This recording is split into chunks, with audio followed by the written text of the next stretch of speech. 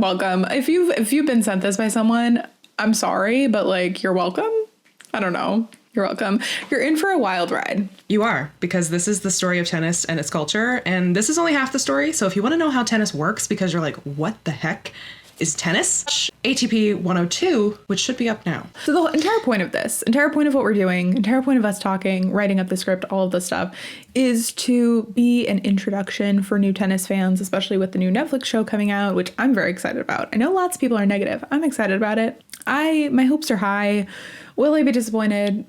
I've been disappointed by Netflix before. I've also been disappointed by tennis way more. So That's true. That's true. So the combination of two, actually, it's not looking good. No, but I cannot be more disappointed than I already am. So it's going to be a great time, regardless. Yeah. So if you're coming from the show, we're going to give you some background into like things that you need to know if you're just getting excited about the show and want to know what you need to know, etc. If you are a tennis fan already, this is not for you. We're not going to be too precise with things. Like, there might be some things that are a little vague. Everything is very intentional. Like, if you're complaining, if you know that something we're saying, like if you know well enough to know we shouldn't be saying something we're saying, this is not for you. Turn it off. Nobody knows this. It's so crazy. Much like nobody knows that Novak Djokovic is like a good tennis player. Nobody knows that like being nice is always an option. Also, yes, we're going to be talking about slams. I know it's ATP 101. Technically, they're not running the slam. It doesn't matter. Okay? Shut up. I feel like HRH collection, like yelling at commenters that like don't exist. Nobody's listening. Anyway, okay, so we're going to start off by talking about like tennis culture in general and sort of like what it is that's so compelling about like the lifestyle and the setup of everything. Then we're going to talk about Katie's going to talk about some rivalries that exist within the tennis world, just to sort of set up like those storylines that you're going to want to be paying attention to. And then we are also talking about some just kind of general like, we keep calling them characters, but I guess they're athletes, Katie. Okay. Right. They're real people. They're athletes. They're professionals. They're just people doing a job. We're talking about them as though they're characters. So that's what we're going to do. It's mostly people focused today. And then 102 will be more like structural, how to actually watch things, what the season is like. And by season, I mean year.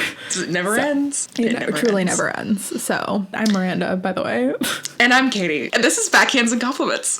It really is. Compliments only, by the way. That's what I mean when it's like, it's not hard to be nice. And it's hard to hit a backhand. By the way, the reason why we're doing this overall also is because it's like our personal mission to not gatekeep. So like we've come through the gate. We are leaving the gate open behind us. We have kicked open the gate. We're like, don't shut it. It's open for you. Yeah, we've kicked open the gate and like we're also herding people in through the gate behind us. Like I have a cattle dog. I'm trying to get everybody in here. Am I calling everyone cattle? Am I calling everyone sheep? Actually, I'll call you guys goats because you're the greatest. Oh, cute. Okay. So starting off like as a culture, I think, you know, most people, you're going to be familiar with other sports, but I think like uniquely tennis as a sport generally requires a player to tour for 11 months of the year. There's really no such thing as like a home team in tennis. There's truly barely an off season, if we're being honest, but all of this means that players get really familiar with each other as they go to Melbourne, Paris, Shanghai, everywhere in between. It's really like a very worldwide situation. So these people will stay at the same hotels, they will eat in the same cafeterias, and they'll even practice on the same courts. Sometimes like practicing against each other too, which I always find very interesting. Like the person you're practicing against could be the person that you're like playing in the final. So it's complex. It's essentially like a small town high school, but it just moves countries every week or two. Tennis also is relatively like, it's kind of expensive. Like it doesn't have to be expensive, but when you get good, I think it ends up getting expensive. Katie, is that true? It is very expensive. If you want to play for fun, you can buy a $5 racket at Walmart, and that's perfectly acceptable. You know, you're just out there to hit the ball, have fun, get some exercise. But if you want to be competing in even ATP Challengers, which are the tournaments for the lower ranked players, it costs lots of money. It really does. So, like, all of the people that we're talking about, they've sunk, like, an insane amount of money into this sport. So, like, the stakes are high. They've spent a lot of money, and people generally don't understand the sunk cost fallacy. Anyway, this is not a podcast explaining the sunk cost fallacy 101. Doesn't matter. But coaches, people's travel to tournaments, and like the equipment that they have, it all requires a certain level of financial support, which brings this like general vibe of nepotism and like elitism to the sport, which I always think is fun. Mm-hmm. It can end up being a family business, and everyone knows everyone, you know, like someone's mom will have played someone else's mom in the 80s, and like suddenly their children are the worst of enemies. We'll talk about that later. But anyway, it's very Romeo and Juliet, except no one dies, at least not yet. Memories are long. And players hold grudges, especially because that person who beat you in the biggest tournament of your life had to go back and celebrate in the same locker room you went to mope after the match. So it's not like football where, you know, the teams have separate locker rooms. You're going back to the same place and you're going back to the same hotel, and they might be your friend. Not anymore. No, hopefully still. Come on. Players may be competing with each other for ranking points and prize money. We'll talk about ranking points next time, but like that's how, you know, that's how people get better or worse, whatever, it doesn't matter. Outside of coaches, physios, and family, they're also the only people that they can count on to be around week after week. So because of this, players will often become friends just as much as they become rivals, which is very cute. But like, sorry, even if you're playing your bestie, one of you has to lose. Like, you can't tie. So that's really like all the background on like the lifestyle of it all and like what things are like for these people behind the scenes. That sort of sets the scene for the way that they all kind of relate to each other. So one of the ways that they relate to each other is rivalries.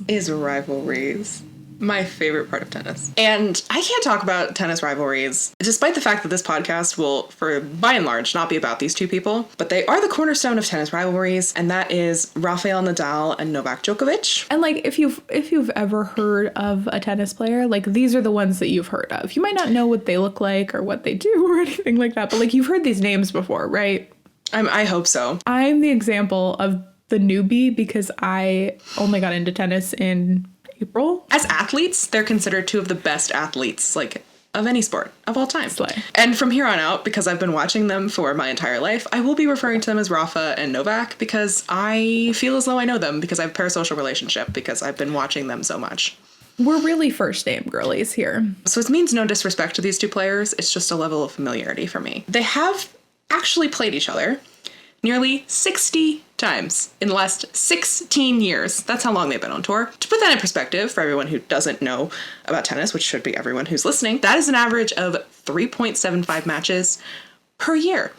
And to continue to put that into context, the most matches that any two players had in the 2022 season was 4. So every year they've been playing each other. It's almost as though, like, for the last 16 years, they've played each other, like, more times than they've played anyone else. Yeah. Mostly because they beat everyone else and then meet in finals. The debate currently, in most podcasts you listen to, in most articles you find on them, is about who's the greatest of all time, who's that GOAT. But to me, the rivalry is most compelling in the fact that they would not be who they are now without each other. And that's really what is the basis of a rivalry in tennis. Let's start with some background on them. Rafael Nadal, he's a Spaniard, we love Spanish men, from a sports-oriented family.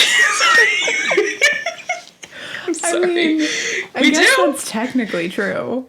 I mean, I love Spaniards. Yeah. People don't know that, like, country-wise, like, Spain is a very good tennis country. So Rafa's a Spaniard from a very sports-oriented family, and he grew up on the very idyllic and beautiful Majorca, which is an island off the coast of Spain. To actually describe him in words that I think everyone would use, he's very humble, he's warm, and a very friendly guy who is very goofy on social media. I would say if this was a movie, he would definitely be the hero. In contrast, the media and many other fans have cast Novak as his villain. Novak, by comparison, grew up in a war-torn country, fighting tooth and nail for the chance to be at a top spot. And at the start of his career, he was labeled a clown and seen as very disrespectful for making fun of his fellow players and being, well, arrogant. It's probably the nicest way I can put that. However, I don't think anyone can say that both these men aren't dedicated, intense, and desperately want to win. I don't think their rivalry is about numbers. It's about pride. So despite the fact that Rafa and Novak's personalities, they're as different as the sun and the moon, they have very similar styles, drive, and winning spirit, of course. Ultimately, I think their stories are completely intertwined, and they would not be where they are without each other. And even though both of them are in their mid-30s, which is positively ancient by tennis standards, sorry to everyone who's over 30, their rivalry is still burning hot. The longevity of this rivalry is really what we hope for all of our favorite rivalries in the years to come. Yeah. How old are they? Djokovic is 35 and Rafa is 36 as of the filming of this podcast. Wow. Recording. I think the ages are important because we're really like, when we're talking about these rivalries, talking about three kind of like distinct sort of generations, I think, in these periods. And maybe there would be like a generation in between like Rafa, Novak and the next group that we would talk about. But we're not talking about them. They're the lost generation. I'm so sorry to them.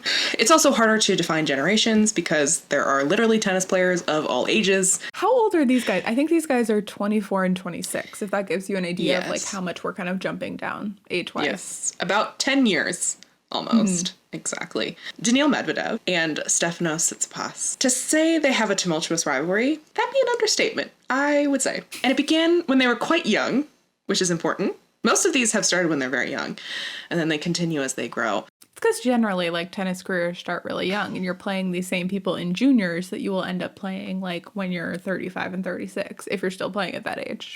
Which, considering how old a lot of the top players are, more and more likely. Stefanos and Daniil grew up together, their moms were on the women's tour together, and they have both climbed their way to the top in tandem. What is interesting about them is I think most tennis fans would consider both of them the villains. Or, if you're a Taylor Swift fan, perhaps an anti-hero. Yeah, it's them.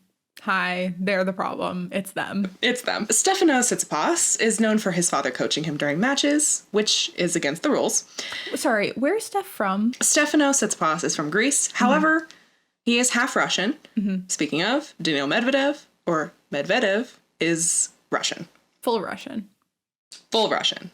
Couldn't get more Russian. Stefanos does tend to remain cool on court until he does something that is absurdly unhinged, like biting his racket strings, or just screaming at himself. Just full on, like, not even words, just screaming. And Daniil Medvedev is cocky, very easily annoyed, and often antagonizes crowds by flipping them off and shouting at them. And he has also kicked a camera twice. Granted, it was because he ran into it and he thought it shouldn't be there, but he did kick it nonetheless. To go back to when this first started, it was in 2018. It was a hotly contested match. This was the first match they ever played against each other. And as they walked up to the net to shake hands after Daniil Medvedev had won, Stefanos, allegedly, You can't hear him say this, but this is what Daniil heard. He calls Daniil a bullshit Russian, and Daniil, in true Daniil fashion, goes off on Stefanos. Man, you better shut your fuck up, okay? Daniil. Hey, Stefanos, you want to look at me and talk? Daniil. You have some problems, you go emergency toilet for 5 minutes, urine, and then you say, then you hit let and you don't say sorry, you think you're a good kid? Look at me. Thoroughly and understandably upset. I would also be upset. He yells at whatever. Stefanos. Call me a bullshit American. Do I care? You're probably right. Again, he is arrogant and hot-headed, so do you expect anything less? No. And Stefanos, in true Stefanos form, ignored him, grabbed his bag, walked straight off court as Daniil is screaming at him. And we aren't really entirely sure why this happened or what's going on. It's a great clip. Like, honestly, go Google it and watch it. Like, it really, like, there's tension there. Like, it's good. It's good. It's very interesting. It's very odd to me. It really makes you think. Really is, like, it's inspiring. It really, like, brings up a lot of feelings. Like, it's a moment. It's a moment. It is. Highly recommend giving it a Google. I highly recommend giving Steph a Google just because he's really hot, you guys. Like, it's annoying. It is annoying. He's also a vlogger, so if you would love to cringe your face off. We're trying to get people into the sport of tennis, Katie. Please don't tell them to watch Steph's vlogs. Outside of the court, for the next several years, they have sniped at each other in the media. Stefanos has called Daniil's playstyle boring, and Daniil has said that he finds Stefanos immature. I don't disagree with him. And to the outside eye, they would seem quite different. Off the court, I would say. Daniil is charming, funny, known for being close friends with the other Russians, super personable in interviews. Whereas Stefanos is, he's a self-proclaimed philosopher. He's also an other people claimed philosopher. I don't know if does he claim that? I think other people just call him that. Yeah, you'll hear people be like, oh, you can really see Stefanos thinking. And then they cut to a clip of Stefanos and like, there's not a single thought in that head. That pretty head of his, not a thought. Stefanos also definitely has daddy issues, trademark. And that's not alleged. That is absolutely true. And despite this rivalry, I would say they do have very similar personalities. They're intensely ambitious, hot-headed, crackling with energy. So it's fun to see them clash on court because it's so clear that they make each other uncomfortable. Is it us talking about them like this that makes them uncomfortable, or is it the actual, like, each other that makes them uncomfortable? I don't know. But here they are, being uncomfy. Being unable to look at each other. Is it discomfort or is it tension? I think they're uncomfortable with the tension that they do have. Okay. Perhaps they're uncomfortable with each other or have tension because they see each other as a mirror. Perhaps they fight so hard against each other and so they're so desperate to win because it would be a very severe blow to their pride to lose. Especially since their head-to-head matchup has gotten much closer in 2022, and we can only hope that 2023 will bring more fiery matches, amazing content, and drama. It's all about the content. We just want the good content. Give me the good content. I want those edits from the girlies on Twitter, please. Oh, cool. Talk to me about the rivalry that we have, which is the youngest one. These players are, 21 and 19? How old is Jannik Sinner? Spoiler, sorry. Jannik Sinner is 21. Okay, cool. He just turned 21. I'm gonna buy Jannik a beer. He wouldn't drink it. Can you picture Jannik Sinner drink? Here, if you guys are trying to picture these people that we're talking about, if you want to picture Jannik Sinner, he doesn't look like he could drink a beer. This baby gen is Carlos Alcaraz and Jannik Sinner. Do you want to explain what you mean by baby gen? Baby gen is simply the players that are like under 21 and under, very young to me. Anyone who's younger than I am is baby gen. How old are you? I'm 24. Anyone who's younger than you is baby gen. Anyone who's older than me is lost gen. Honestly, yes. And how old are you, Miranda? Do you want to tell everyone that? 27. And these two are a big contrast to the previous two rivalries we talked about. We have Novak and Rafa, who are very much hero and anti-hero. You have Daniil and Steph. They're insane. But Carlos Alcaraz and Jannik Sinner have a different kind of rivalry. Again, like we said, they're very young. And this rivalry is blooming. It's blossoming, and it's very exciting to watch in the new year. Carlos is Spanish, again, with the Spaniards. Incredible. Jannik Sinner, despite his name, is in fact Italian. What do you mean despite his name? He has a German name. Okay. You know, he is very Italian. He has Italian mannerisms. This man is sponsored by Parmigiano Reggiano, okay? And if you call him German, he might lose that deal, and he won't be able to put Parmigiano Reggiano on the table to feed his family. That's really sad. I have nothing to say to that. And a podcaster's brother in a WhatsApp group. Not this one. References. It sounds like we're talking about one of us on a different podcast.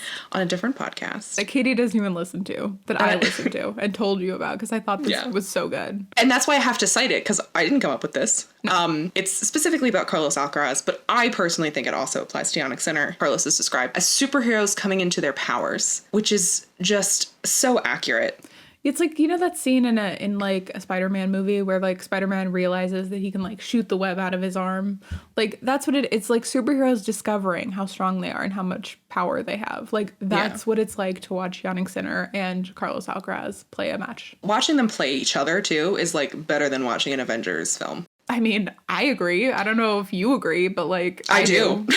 Okay. That's why I said it. I stand behind that. And Katie's a Marvel girly. I'm not. I am. I have seen a lot of Marvel films. To really give you an idea of who these two are, because, you know, I can say all I want about how they're so good at tennis. They're very contrasting. They're very similar in style in tennis, but they're very contrasting human beings. Carlos, picture golden retriever puppy. Like, that is his energy to a T. He's very smiley. He's very warm. He hugs every single person. Also, watch Carlos Alcaraz because he has a really, really hot coach. Juan Carlos Ferrero.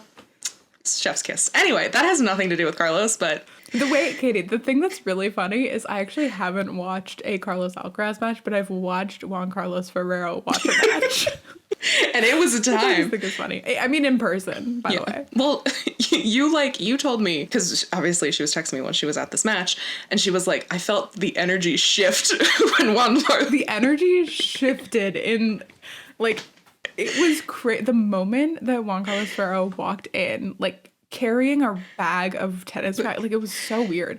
But like he walked into the absolutely like rancid basement court in Bercy, and like the energy shifted, and like best believe that when he walked in the room, he made that whole place shiver. Back to Carlos and Jannik. I love his Twitter. So he's just so dorky. Which one of these people that we're talking about isn't dorky?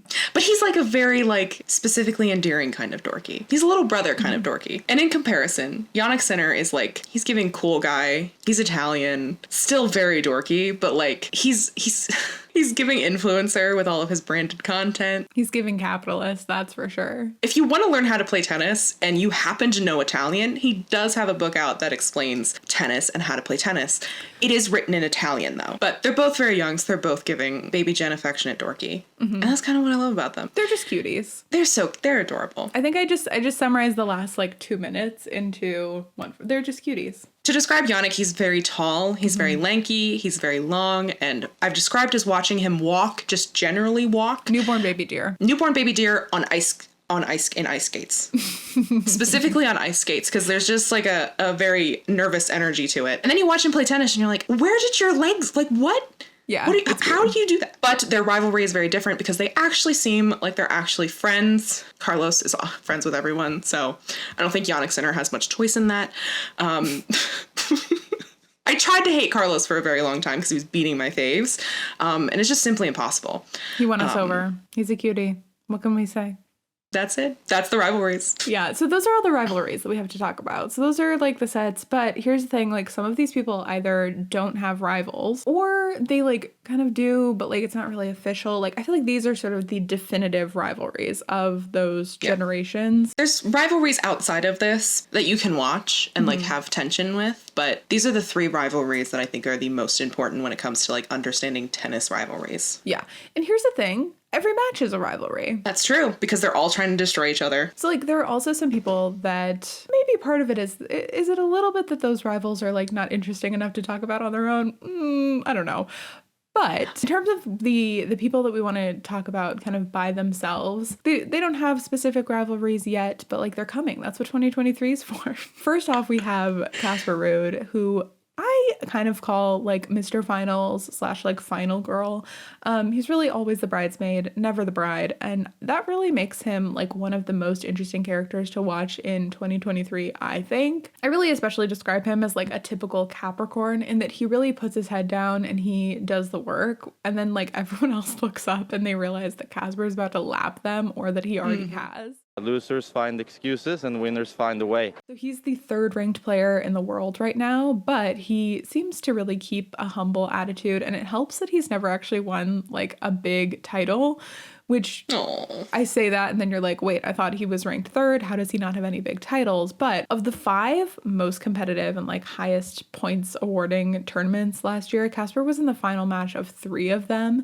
And in every match he lost. It's unclear on if these matches were like chokes or just like a normal dip in performance, if the other person was better on the day, whatever it was. But I personally will be watching to see if Casper can get himself to more finals next year and like actually win them. Part of that also is that like according to all reports, Casper is genuinely a nice guy. He's basically like ATP miscongeniality and he gets along really well with everyone, and on occasion he's funny and also he brings a bit of drama that's always surprising. Anyway, I just love Casper and I will be paying attention to Casper, so I think you should too. Also give him a Google. He also looks great And looks like Niall Horan. So if you're One Direction girly. Oh yeah, I didn't say that. He's from Norway. Why are both of the Norwegians we know from... Where are they both Capricorns? I thought you were about to say, why are the both Norwegians we know from Norway? I was like, that answers itself, babe. No. Why are both Norwegians we know Capricorns? Isn't that weird? That is strange. Okay, who else are we talking about? Speaking of, like, weirdos. Oh my gosh. Next up is Andrey Rublev. Also, the bridesmaid, never the bride, but a lovely bridesmaid. Absolutely stunning. Yeah, but he's also, like, kind of down at the end of the line of bridesmaids. Like, he's not standing next to the bride. He's not the maid of honor. He's like a little ways down the bridesmaid train, but it's fine. He's like the sibling of the person who's getting married on the other side, like the groomsman's It has sibling. to be a bridesmaid. Andrey is one of the top players and has been for the past few years. The same podcast that Miranda listens to that I do not, one of them described him as both sweet and terrifying, which pretty much summed up his energy. When we talk about Andrey, I don't really want to talk about his game. He's a really good player. Obviously, he's in the top, whatever, fine, doesn't matter. It's his mentality that I think is the most interesting because he has such a toxic relationship with tennis. I have a toxic relationship with tennis. And all he really does is play tennis. If you're a workaholic, Andrey Rublev should be your favorite player. On the court, he's incredibly emotional, passionate, and wants so deeply to win that it could almost be called a trauma response. But we're really not here to psychoanalyze him today. That'll come later. I'm sure it'll come up more. I will say, though, it is hard to be an Andrey fan when he's playing tennis. But off the court, such a sweetheart. He's always staying to sign the autographs for every single person. He literally could have played a 6-hour match in the burning heat, like 90 degrees, and he'll still sign everyone's autograph. I will say he is Russian, but he is very against the war. He's one of the Russians that is extremely against the war and has been since the beginning. In Dubai, which is in February, right after Russia invaded Ukraine, he wrote "No war please" on the camera. They usually sign the camera, put their name, a little like message or something, and his was "No war please." Mm-hmm. And then in November, after another win, he wrote "Peace, peace, peace, all we need," which I think, those are small things, I know, in the grand scheme of things. Mm-hmm. Don't really matter that much, but I think if you know the context of Russians, it's a very big thing. It is. It's a very, dangerous thing for him to, it's brave for him to write that, because I think that was back at the time that, no one was even calling it a war. But also, that was right after he won Dubai, I think, right? After he won the entire tournament, not just winning a match. So, to think that was what was going through his mind when he had, worked all week to win this tournament. First of all, of course it was, but, it says a lot about him, I think, as a person, that he went through all this effort, played his heart out, won a tournament, and the thing that's going through his mind is, how do I send this message about, not having a war and having there be peace? We love him. Ultimately, a good egg. A good bean. I think they also called him a good egg on that podcast. They did. Actually, yes. Now I'm remembering, because I did actually listen to that section because it was so funny to hear them talk about it. He's a very good egg. He's a sweetie. However, stick with me with this, okay? Mm-hmm. When he starts playing poorly and he loses focus, he does, let's say, partake in self-harm, such as punching his own racket strings, smacking said racket strings against his knee, and breaking down emotionally. However, those emotions are never, ever directed at other people. The bar is on the floor. It is, but it's an important distinction. It is. It's really important. Because a lot of players, you'll see this, you can look up compilations of players going ballistic on YouTube, of them smashing their rackets, blaming their box, yelling at people, hitting tennis balls into the crowd in anger. It's not good to see. We don't love to see Andrey hurt himself, but it is not ever directed at other people. It's always directed inward, which, that being said, he is seeing a therapist, confirmed seeing a therapist. Yes, go see a therapist. And has been improving his mentality and controlling his emotions in such healthy ways at the end of the 2022 season. So he's coming for 2023. Watch out. Your mouth God's ears, Katie. I did just cross myself because he crosses himself after he wins every match, and I definitely did it wrong. Speaking of people I'd like to cross me, the next person we're going to talk about is Matteo Berrettini, which, before I start talking about Matteo, please just do yourself a favor and give him a Google. If you're listening to this because you watched the trailer for Breakpoint and you were like, wait, who's that hot guy? I feel you, same. I get it. So he's definitely the hottest of the tennis players. I mean, I know that's subjective, but I think objectively he is. Sorry. He is. I mean, I'm kidding, but not that much. It's true. That guy that you saw in the Breakpoint trailer that was really hot probably is Matteo Berrettini. We sure as hell know it wasn't at Kyrgios. Anyway, and his whole thing, or at least throughout 2022, is that he is the most unlucky player in tennis, I would say. A lot of people claim that tennis isn't really driven by luck, and I do generally agree with that, I think, but unless you're Matteo Berrettini. So he had a really huge part of his season tanked by a wrist injury, and then he finally got well again, played a single tournament, won that. 2 tournaments, actually. He won 2 tournaments right in a row. Then, after being well for 2 weeks, he tested positive for COVID and had to pull out of Wimbledon, which is would have been the biggest tournament on his best surface. So it's very bad for him. He made it all the way to the final of that tournament the year before, so it was bad news bears for Matteo. That was a sad morning when we woke up to that news. It was devastating. irritating. In the tournaments that he was able to play in 2022, he did do quite well, but he has like one block, and that block is that he hasn't beaten any top 10 players in about 2 years. So like as a former top 10 player, that is pretty rare. When he's healthy, Matteo tends to beat the people he's expected to beat and lose to the players he's expected to lose to. So I don't know, if you're into sports betting, maybe place your bets on Matteo Berrettini. I don't know. Also, not condoning sports betting. Don't do it. And especially if you don't, please don't send any abuse to these players because they're going through a lot. He's another one that seems genuinely like such a nice guy. And it's honestly so nice of him, especially to play tennis when he could be totally fine just being a model. And we really appreciate the eye candy. Thank you, Matteo. Thank you for your service. And he is eye candy because he models for Boss. And if you live in London, you have seen him before on buses. And the next person that I'm going to talk about is Taylor Fritz. So Taylor Fritz is an American tennis player. He's the top ranked American tennis player right now. So maybe you're American. I don't know. I am. So that's why I'm talking about him. He is a prime example that sometimes the most interesting thing about a tennis player is the people in their player box, which that means like the people watching their matches, often shown on camera, things like that. So Taylor specifically has a really great girlfriend that always shows up in his boxes. The importance of the wag. Yeah, but to talk about him for just like a second before I get to the other people around him, he's a very relaxed guy. He's from Southern California. Shout out, so am I. And he also has that like Southern California vibe about him. He's very much giving like your stoned cousin at Christmas energy, which I think by that I mean he just gives very little energy. He really, to me, he's also kind of the embodiment of like nepotism in tennis. But he does do that in like a very not annoying way, I would say. Katie, do you think Taylor Fritz is annoying? I don't, which is surprising because I find a lot of American tennis players a little bit annoying. Except for the other one we have on this list. He's not annoying, but... And one other American tennis player that we like. He's sometimes annoying.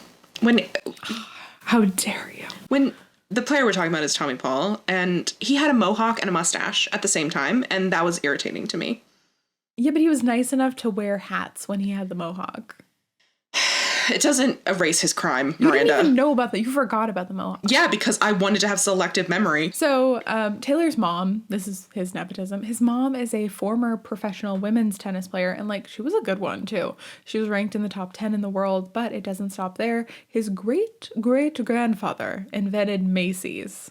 Yes, that Macy's. So that's Taylor Fritz. Taylor's girlfriend is also, as I mentioned, she's a name to keep track of. That name is Morgan Riddle. She has a really good following on TikTok and Instagram, and she makes a lot of content about what it's like to basically live on tour. I very strongly recommend you give her a follow. I guess Taylor too, but like Morgan's content's better. Sorry, Taylor. He had a really good run at Wimbledon, and during that time, Morgan got a few write-ups in the Daily Mail. So like, it's really a win-win situation here. It really is. We have one more player to really talk about, and then like that's kind of everyone that we're introducing you to. Yeah. So, and this one is also an American, my personal favorite American. Sorry, Taylor. And this is Frances Tiafoe. He is the Cinderella story. He is your dynamic entertainer. If you watch the Netflix show or if you've heard anything about Nick Kyrgios, throw him to the side because Frances Tiafoe is the one that you want to watch if you enjoy being entertained. He has a rags to riches story in direct contrast to Taylor Fritz. He is not a nepotism baby.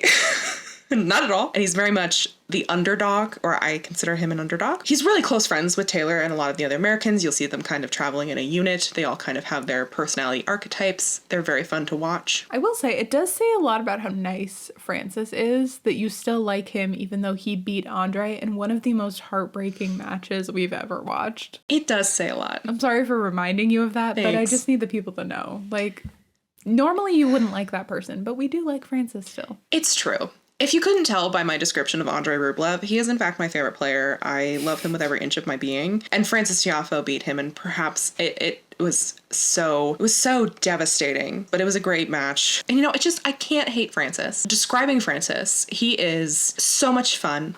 He's always has a smile on his face. Win or lose, he's always smiling, which is something that I really appreciate because a lot of times these guys get down and I'm like, y'all, you're hitting a fuzzy ball across the net. Lighten up, which is Direct opposite of Andrey, who takes it too seriously, but two sides of the same coin. It's fine. He hits the fuzzy ball across the net. He puts the fuzzy ball in his mouth, bites it. Frances Tiafoe is a Cinderella story, which I think a lot of people could relate to or, enjoy watching. He's an underdog. He should genuinely be everyone's favorite, especially if you're an American. If you're looking for an American to stand, Frances Tiafoe cannot more highly recommend. I recommend you stand Frances Tiafoe and Morgan Riddle. If you take anything from this podcast, it's those two. Please. To give a little background, he is American, like I said. His parents are immigrants. He has a twin brother and seems to be, first and foremost, an entertainer. He's always interacting with the crowd. He's giving the people what they want. He's making tennis an entertaining sport. However, for a lot of his career, he was simply called a clown and someone who didn't care. Secretly, I think a lot of this is rooted in racism, but we're not going to get into that right now. And I personally find that very unfair to him. He did have a very breakout second half of the season in 2022, and you can see from his matches that he really loves to have fun. He loves playing tennis and competing, and he's been proving himself for years now. And now that he's starting to break out, people are taking him seriously. You know who else takes him seriously? Michelle Obama. That's enough for me. Should be enough for everyone. Francis, he's your underdog. He's your entertainer. He's got this rag to riches story, Cinderella story, just fantastic human being all around. Could be a good place of connection if you're looking for someone to really enjoy and stan. Very funny as well. He's a cutie. He's a cutie. Little Mandarin Orange. Slightly bigger Mandarin Orange, but... I'm trying to think of anyone that we talked about today isn't a cutie. Who would I say isn't a cutie? Novak Djokovic. Yeah, I would definitely say Novak isn't a cutie. Maybe Steph, it depends on the day. Depends on the day. I'm willing to put Daniil into cutie territory because every time he talks about fatherhood and like his daughter now, it melts my heart and it's cutie behavior. It is literally so sweet. It's really funny with Daniil. Became a father and became a DILF. Somehow really, really hot. And I thought he was hot beforehand. Like, I wasn't like, oh gosh, Daniil Medvedev, ugly.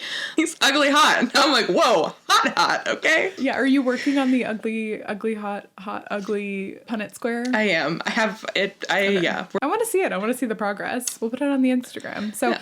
That's all we have to tell you about. If you want to see the hot, ugly, hot Punnett square, it'll eventually be on our Instagram, or it won't. Which our Instagram is at Backhands and Compliments, the same name as our podcast. We also have a Twitter, which is at BackhandsPod. Yeah, I forgot. I literally made it and I had already forgotten. I need to start getting some content on the Twitter. Yeah. So, as your next set, we will also have a 102. So if you'd like to, continue your coursework, we'll talk to you about tournament structures and the schedule and lots of different things about watching the sport of tennis in that one. But this is your tennis 101. These are your stories. These are your people to pay attention to. Pop quiz. Just kidding. Quiz. Should have been taking notes. This is worth 100% of your grade. I feel like there should be a better way for us to end this, but I don't really know what it is. We've been talking for so long. Hope you get into tennis.